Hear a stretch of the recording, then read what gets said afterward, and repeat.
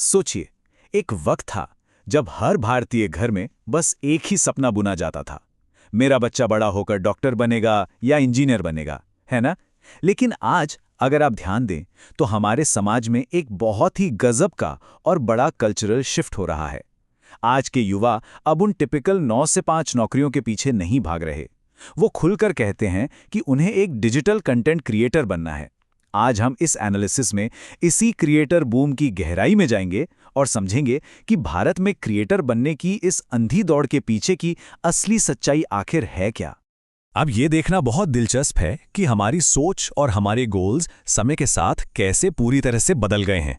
हमारी पिछली पीढ़ियों के लिए इंजीनियरिंग या मेडिकल की डिग्री का मतलब था लाइफ सेट, मतलब स्थिरता और सोसाइटी में एक इज्जत। लेकिन आज की जनरेशन इस डिजिटल स्क्रीन की चमक और लोगों का अटेंशन अपनी तरफ खींचने की पावर से अट्रैक्टेड है। लोग सिर्फ पैसा कमाने के लिए कैमरे के सामने नहीं आ रहे हैं, वो आ रहे हैं अटेंशन कमाने के लिए। क्योंकि आज के टाइम में ये बात सबको समझ आ गई है कि जो अटेंशन है ना, वही आगे चल के पैसे में कन्वर्ट हो जाती है। ये बदलाव कितने बड़े स्केल पर हो रहा है, जरा इसे इमेजिन कीजिए। 10 करोड़, जी हां, आपने सही सुना, हमारे देश में इस वक्त लगभग 90 करोड़ इंटरनेट यूजर्स हैं और एस्टिमेट ये है कि उनमें से करीब 10 करोड़ लोग डिजिटल क्रिएटर्स हैं। मतलब इंडिया इस वक्त पूरी दुनिया में सबसे ज्यादा क्रिएटर्स वाला देश बन चुका है। अब ये जो इतना भारी भरकम नंबर है ना, ये सोचने पर मजबूर कर देता है कि आखिर इतने बड़े लेवल पर लोग अचानक इस एक डायरेक्शन में क्यों भाग रहे हैं।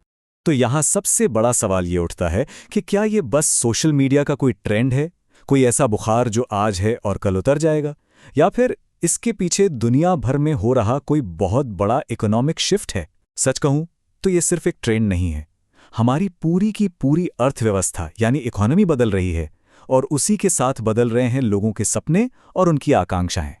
अगर हम हिस्ट्री उठाकर देखें तो इंसान के करियर गोल्स हमेशा उस दौर की इकोनॉमी से डिसाइड होते आए हैं। कृषि युग यानी अग्रेरियन एज में अगर आप किसान परिवार में हैं तो करियर पहले से सेट था। फिर आया इंडस्ट्रियल एज, मशीनें आई, फैक्ट्रियां लगीं और लोग वर्कर या इंडस्ट्रियलिस्ट बनने लगे। उसके बाद आया इंफॉर्मेशन एज, जहां कंप्यूटर, कोडिंग और इंटरनेट का जादू चला और इंजीनियर बनना सबका सपना हो गया। लेकिन अब 21वीं सदी में हम अटेंशन इकोनॉमी में एंटर कर चुके हैं। यहां सबसे कीमती चीज जमीन या कोई फैक्ट्री नहीं है, बल्कि यहां सबसे कीमती है लोगों का ध्यान, यानी अटेंशन। और इसी अटेंशन इकोनॉमी ने एक बिल्कुल नए सिस्टम को जन्म दिया है, जिसे इकोनॉमिस्ट्स ऑरेंज इकोनॉमी कहते हैं।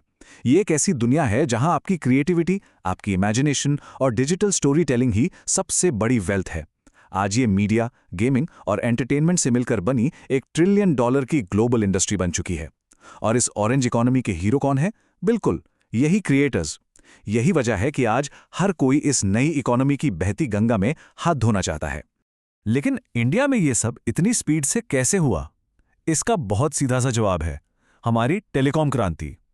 याद है जब अचानक से मोबाइल डेटा के रेट्स एकदम से गिर गए थे? इंटरनेट हर गांव, हर गली, हर घर तक पहुंच गया। इस सस्ते इंटरनेट ने एक कैटलिस्ट का काम किया और हमारे देश के हर युवा के हाथ में दुनिया से जुड़ने की एक बहुत बड़ी ताकत थमा दी। इसे ऐसे समझिए, पहले अगर आपको अपना टैलेंट दुनिया को दिखाना होता था तो एक बहुत बड़ा सेटअप चाहिए होता था। बड़े बड़े टीवी स्टूडियो, लाखों के कैमरे, महंगे माइक्रोफोन और हेवी एडिटिंग सूट। लेकिन आज एक सिंगल स्मार्टफोन ने इस पूरे इंफ्रास्ट्रक्चर को रिप्लेस कर दिया है। उसी फोन में 4K कैमरा है, उसी में माइक है और उसी में कमाल के एडिटिंग ऐप्स हैं।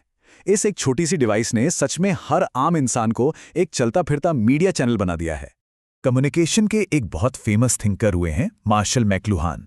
उन्होंने एक बड़ी गहरी बात कही थी, माध्यम ही संदेश है। यानी आप जिस मीडियम का इस्तेमाल करते हैं वो ये तय करता है कि आप क्या बनाएंगे।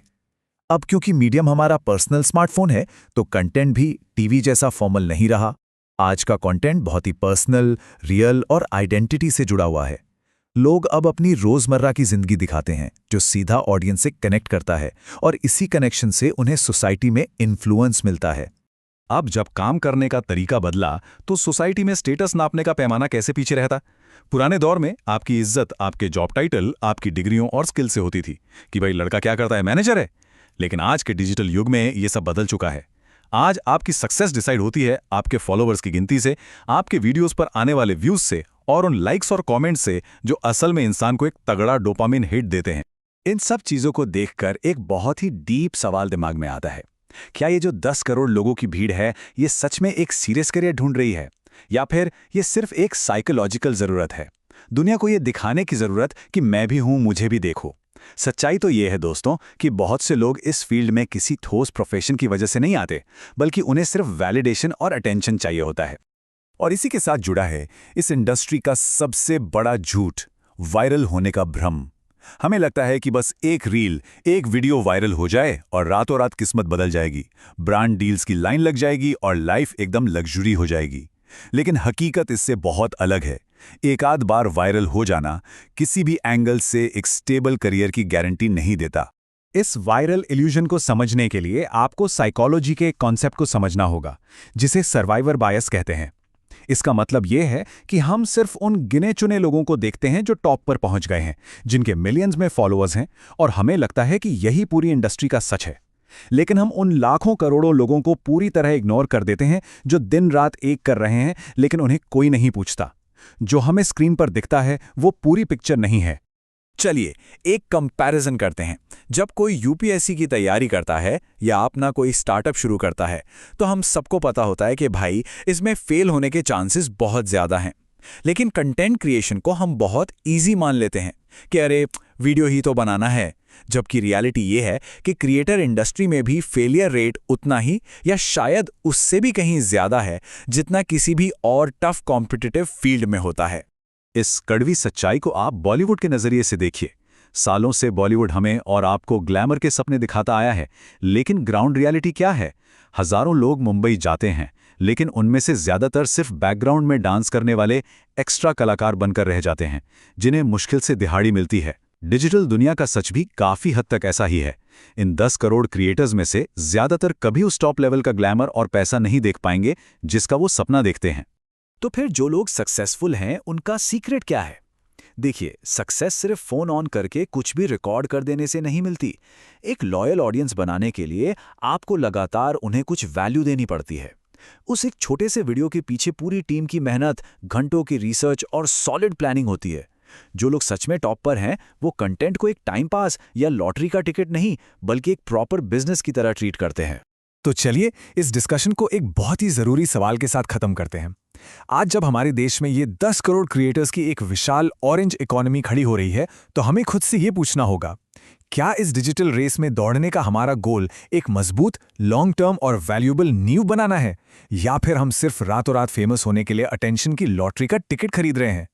सोचिएगा जरूर, क्योंकि आपके इस सवाल का जवाब ही ये तय करेगा कि इस क्रिएटर इकोनॉमी का फ्यूचर असल में क्या होने वाला है।